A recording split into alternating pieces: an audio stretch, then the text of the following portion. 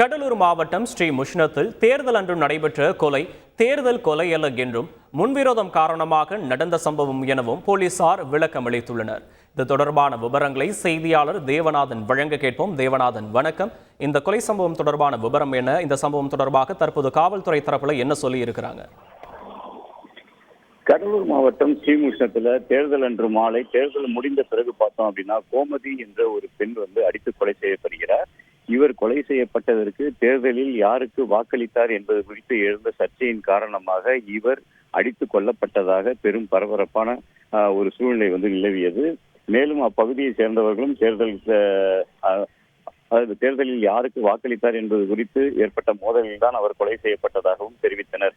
இந்த நிலையில் தான் கடலூர் மாவட்ட காவல்துறை இன்று ஒரு விரிவான அறிக்கை விட்டிருக்காங்க. அதுல என்னன்னா, அந்த ஸ்ரீமுஷ்ணம் காவல் நிலையத்தின் எல்லைக்குட்பட்ட பக்ரிமணியம் கிராமத்துல உள்ள ஆலமரத்தின் முன்பு இரு தரப்பினரிடையே ஏற்பட்ட வாய் தகராறு காரணமாக இந்த கொலை நடந்ததாகவும், ஒரு புறத்தில் கலைமணி, அவரது மனைவி தீபா உள்ளிட்டோர் ஒரு அணியாகவும், மற்றொரு பக்கம் ஜெய்சங்கர், அவரது சகோதரர் ஜெயக்குமார், அவருடைய மனைவி கோமதி உள்ளிட்டோர் ஒரு தரப்பாகவும் இருந்ததாகவும், இதற்கு முன்பே பார்த்தோம் அப்படின்னா அந்த ஜெய்சங்கரின் மகள் ஜெயப்பிரியா கிண்டல் செய்ததற்காகவும் ஜெயக்குமாரை தாக்கியதாக அவர் மீது வழக்கு போடப்பட்டிருக்கு. இந்த வழக்கை வாபஸ் பெறணும்னு சொல்லிட்டு கலைமணி வெகு நாளா கோரிக்கை வச்சிருக்காரு. ஆனா அந்த கோரிக்கையை ஏற்க மறுத்த நிலையில் தான் அன்னைக்கும் வாக்குவாதம் ஏற்படுகிறது. அதன் காரணமாக தான் இந்த கொலை நடைபெற்றதாக அவங்க தெரிவிச்சிருக்காங்க. மேலும் பார்த்தோம் அப்படின்னா இந்த கொலை சம்பந்தமாக ஸ்ரீமுஷ்ணம் போலீசார் உடனடியாக வழக்கு பதிவு செய்து 10 பேர் மீது வழக்கு பதிவு செஞ்சிருக்காங்க. கொலை வழக்கு மற்றும் பெண்கள் துன்புறுத்தல் சட்டம் உள்ளிட்ட 7 பிரிவுகளின் கீழ் இந்த வழக்கானது பதிவு செய்யப்பட்டிருக்கு. இந்த 10 பேர்ல 5 பேர் உடனடியாக கைது செய்யப்பட்டு விட்டார்கள்.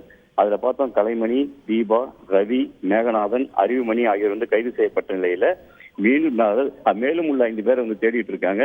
இந்த கொலைக்கும் தேர்தலுக்கும் எந்த தொடர்பும் இல்லை, தேர்தல் சம்பந்தமாக இது நடைபெற்ற கொலை என்று சமூக வலைதளங்களில் பரவி வரும் தகவல் தவறானதுன்னு சொல்லிட்டு காவல்துறை சார்பில் ஒரு விரிவான அறிக்கை கொடுக்கப்பட்டிருக்கு.